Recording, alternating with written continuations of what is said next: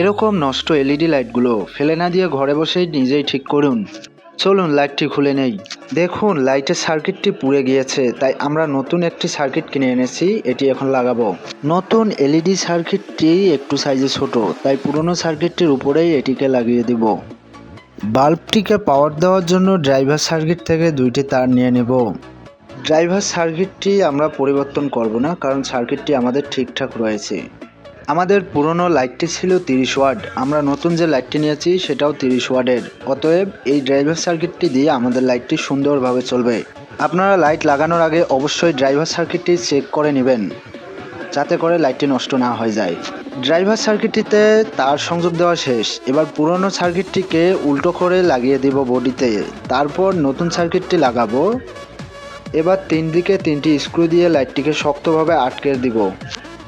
পুরনো সার্কিটটি এখন হিটসিং হিসাবে কাজ করবে এবং নতুন সার্কিটটিকে পুরো বডিতে সুন্দরভাবে আটকে রাখতে সাহায্য করবে। লাইটের তাপ পুরো বডিতে ট্রান্সফার করবে, লাইটটি দীর্ঘস্থায়ী হবে। এবার সুন্দর করে লাইটের সার্কিটটিতে প্লাস মাইনাস দেখে শক্ত করে ঝালাই দিয়ে নিব, যাতে হিট হলেও তারটি ছুটে না যায়। এবার কারেন্টে সংযোগ দিয়ে দেখব লাইটটি ঠিকঠাকভাবে জ্বলছে কিনা। আলহামদুলিল্লাহ, দেখতে পাচ্ছেন লাইটটি জ্বলে গেছে। এভাবে আপনারা বাসায় বসে 20 থেকে 30 টাকা দিয়েই আপনার দামি লাইটগুলো ঠিক করে নিতে পারবেন। ভিডিওটি ভালো লাগলে অবশ্যই একটি লাইক দেবেন এবং এরকম ইলেকট্রনিক্স কাজের নতুন নতুন ভিডিও দেখতে চাইলে পেজটি অবশ্যই ফলো করবেন এবং শেয়ার করবেন আপনার বন্ধুদের সাথে।